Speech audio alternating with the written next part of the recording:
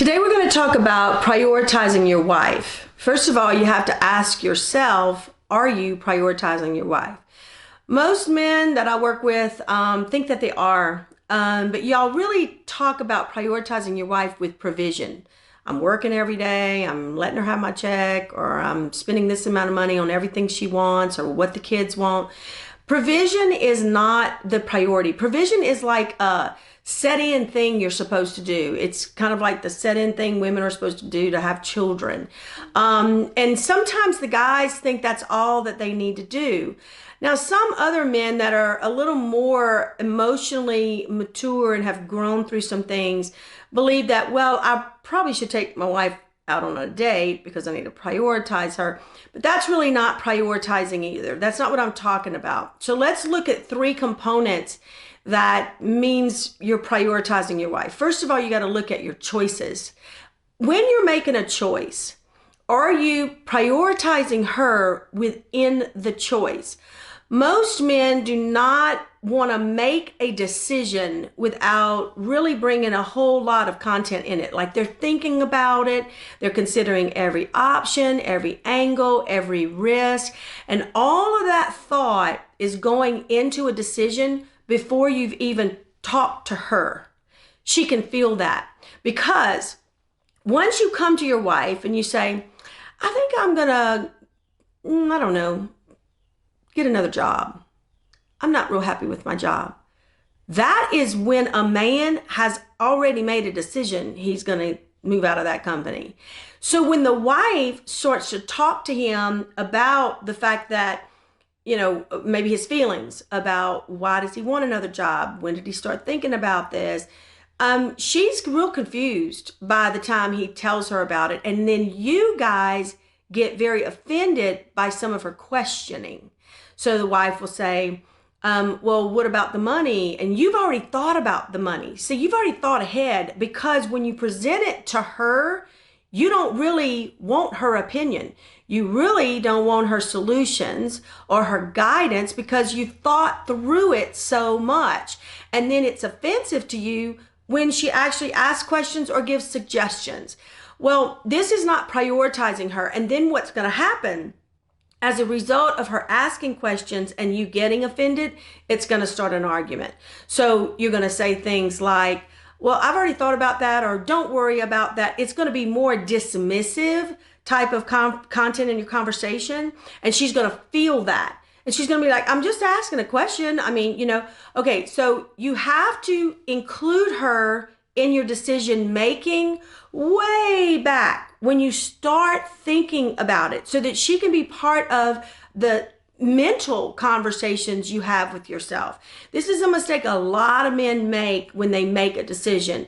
And then that's why the women start to feel dismissed or not included or avoided when you actually are making the decision. So that's the first thing, is you got to make her a part of the decision making early on in your mental gymnastics that you're going to do, so that you don't just avoid or dismiss her input when she gives it, because that could cause a toxic argument and a toxic cycle that you already know you're going to change jobs. So let's not do it at that point. Let's start it in the beginning. The other thing is you have to consider her input on the decision. So if you're making a decision way over here instead of earlier on, you're not going to want to consider her input, because the wives are there to kind of give you insight. You guys are very directive. You're very tunnel vision, which is how God made you. I mean, he made you tunnel vision so that you could, you know, kill the deer and catch the fish and hit the golf ball and make the deal at work. That's what's created for you. So that's not a bad thing. It's how men were created and how you function. But oftentimes, because of that tunnel vision, you are not looking peripherally enough. Like you're not looking at how it's going to affect this and how it's going to affect that. You're just looking at this tunnel vision. What do I need to do to get to that kill? So what do I need to do to change jobs? I need to do this, that, money, area, type of business I want, connections I have. See, it's all in order to focus on that target, which is what guys do. and you're great at it. I mean, you build buildings, women would be building buildings that would have draperies on the 16th floor before the rebar is down. So, and not all women, I don't want to hear from the women, not all women would do that, but it's just how you think. And we celebrate that about you guys. But because women are nurturers, they're going to consider every aspect, how it's going to affect the children, what school, the transition for the children, how it's going to affect her in her impacts with friends and the things she's built. And so as you're letting her give input early on in the decision, she will assist you in risk because you're not understanding in that tunnel vision that there might be a bear behind you. So the women are sitting there tapping saying, I see some bear dung back there and you didn't see it. So there might be a bear in this area when you're just chasing the deer. And you might dismiss her. Oh, no, that's not, because you already might have saw the droppings from the bear. I mean, you guys are so intuitive about stuff like that. And so she might be tapping you on the shoulder to make you a little more peripheral to see all the other circumstances, which is why you want her on the beginning front of the decision making.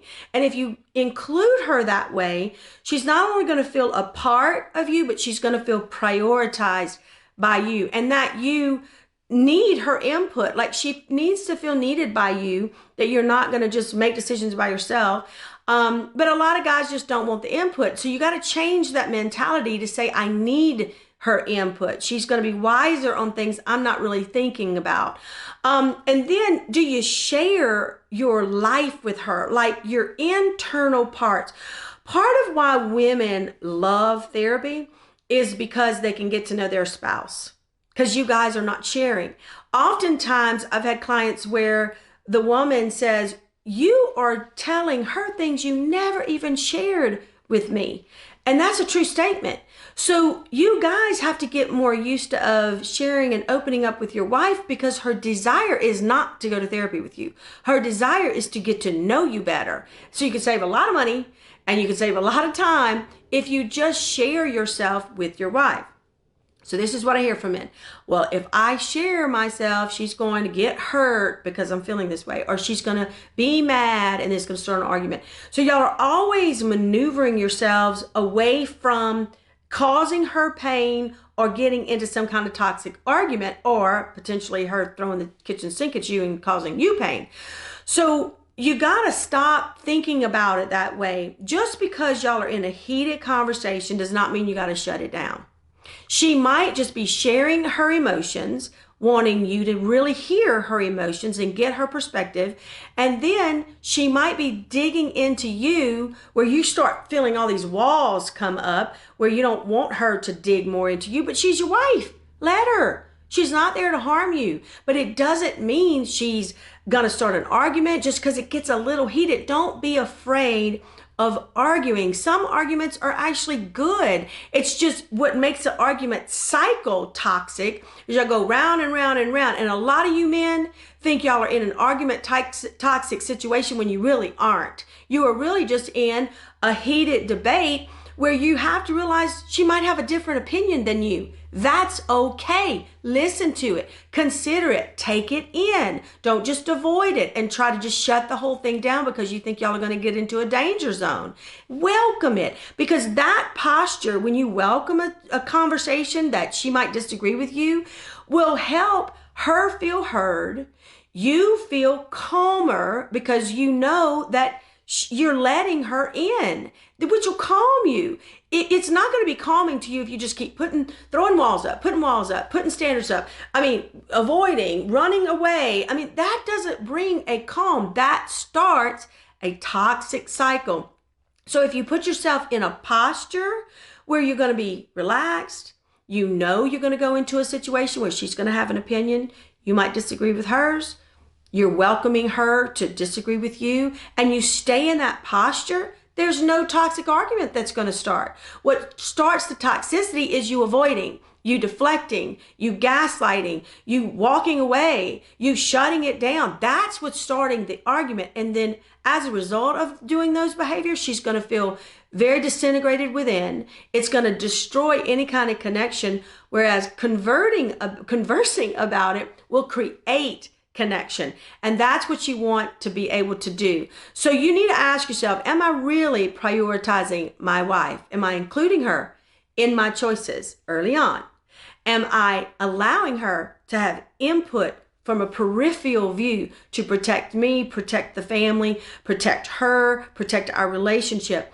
And am I willing to share myself and open up to her, or does she have to drag me to a therapist in order for me to share with another person who is not part of me, my innermost being? If this helps you guys, just click the subscribe button. This is Suzette, the Marriage Warrior, here to help men be empowered husbands.